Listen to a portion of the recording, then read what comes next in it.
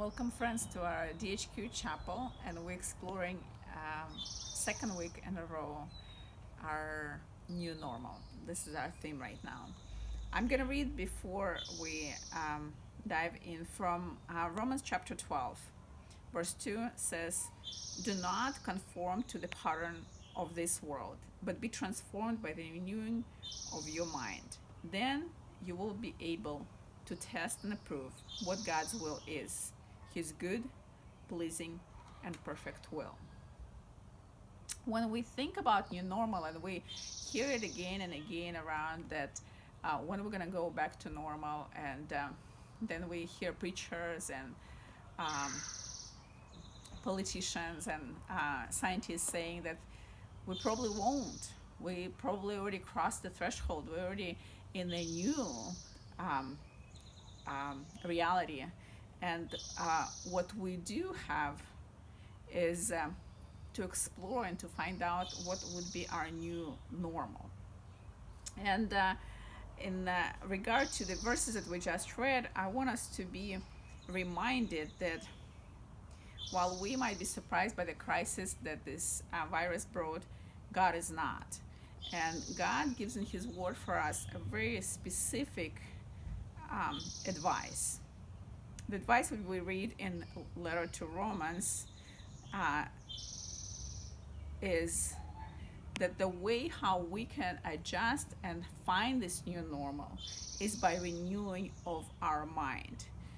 Maybe things go out of control around us, but if we stay focused in our mind on God's word, on his perfect and pleasing will, on the fact that his plan is not changed when our plans are changed and canceled, then we will be able to understand the meaning and the purpose that these circumstances have for our life and for our church as a whole.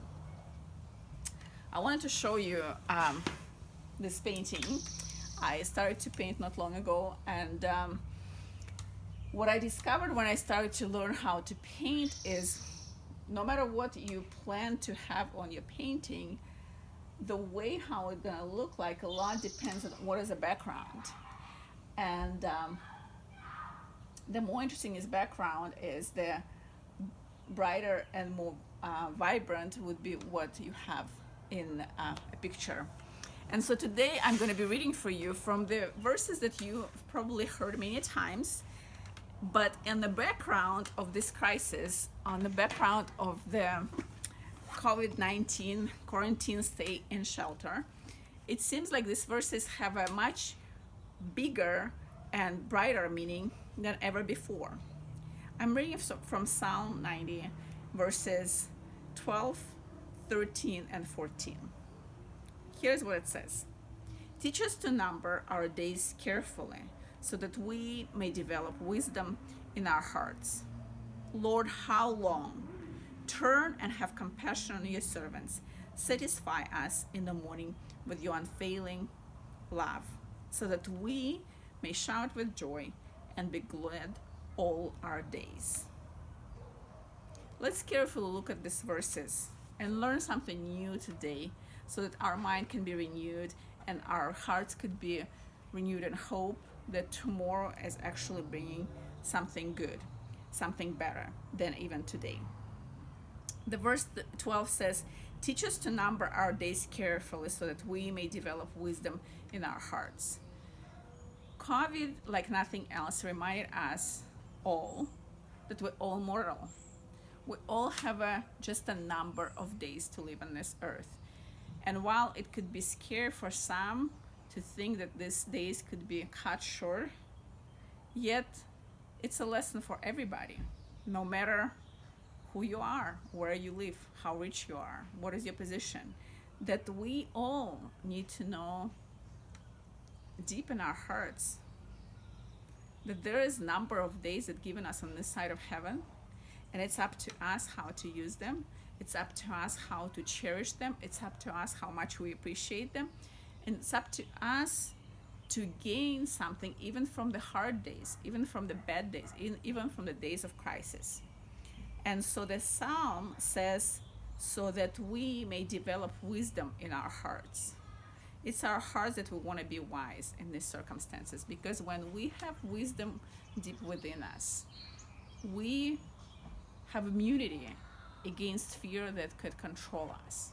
And when we have this immunity, we step out boldly and we serve boldly, we reach out to other people, and we don't run away from difficult circumstances. We realize that there, in every difficult circumstance, there's something priceless for each one of us to gain. And then, how beautiful it is that even in this verse, in the middle of the Bible, you find this plea to God. Verse 13, Lord, how long? Turn and have compassion on your servants. That's again great reminder that even back in the day, people were suffering, people were struggling, and people didn't have answers on any even day how long it will last. So people would come to God and come and leave these questions with God. There's another lesson for us here. Sometimes we want answers, but the truth of the matter is sometimes we have to learn how to live with the questions. And this is a question we can live in prayer. Sometimes we give God a list of things that we think that he should do. But really, if we want to have a real relationship, sometimes we have to just live in question with God and wait. And wait till his lesson arrives. Wait till his answer arrives. And maybe it's not today, and maybe it's not tomorrow, but eventually we will gain it. And lastly, I like how beautiful it says. It really speaks to my soul. I must say to you that I've been in quarantine for about 5.5, almost 6 weeks with my children. I love my children, yet I have 4 of them in the same house. They all in different grades. They have all different attention span, and some days I must say it gets crazy in our house. And on those days, I just wish that I could be back in my office and back doing my old normal, And yet, this is not for me to decide how quickly, how it's going to be. So what I do is I pray more, and I explain more to my children why we need to work together. And I'm glad that we have this guidance in the Bible of how to deal with things that drive us insane.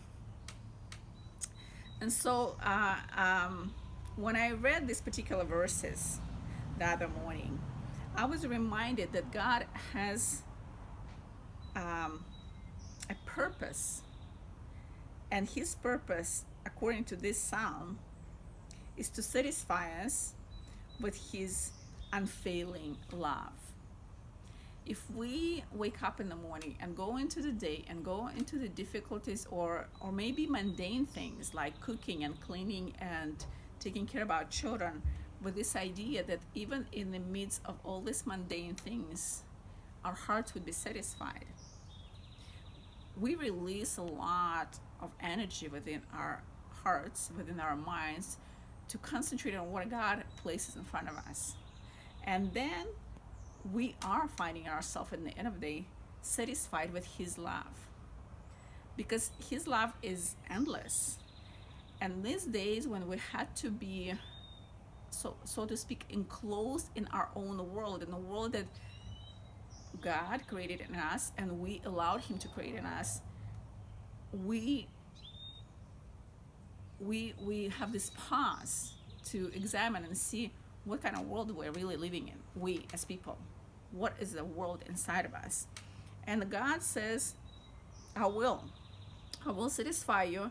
And in this promise, in this particular verse says that you will shout with joy and be glad all your days. All your days.